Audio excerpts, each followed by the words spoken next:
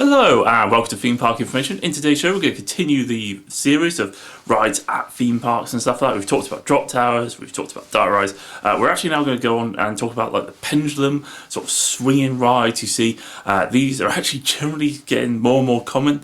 They are generally really thrilling and really quite terrifying as well. They generally just tick so many boxes for parks.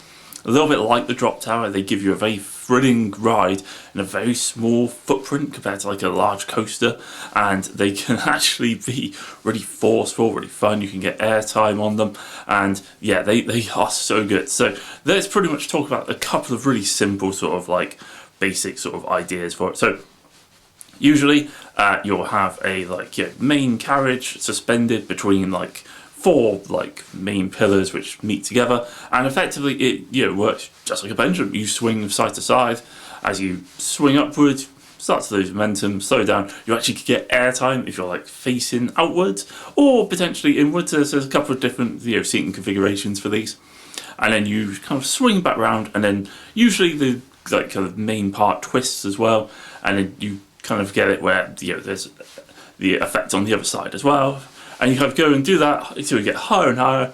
I'd say some of these go like I think 270, 280 feet into the air, and some of them also do fully rotate. There's a few of them out there which do that, which are very good fun, if not a little bit worrying and terrifying, but they're good. I'd say the other sort of like main component to these is what's referred to as a scream and swing. These pretty much have like almost like a swing set, hence the name. They use compressed air to like kind of move like the carriage up and down on the same sort of motion and stuff like that. These are also really, really good fun. They tend to be like pretty much everywhere as well. They're really common ride type.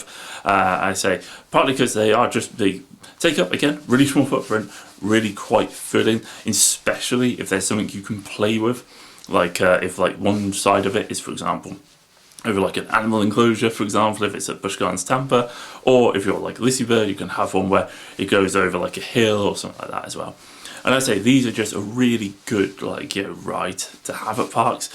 They don't take up much space, they have quite good capacity, they're really thrilling, and they generally speaking are a great backup attraction.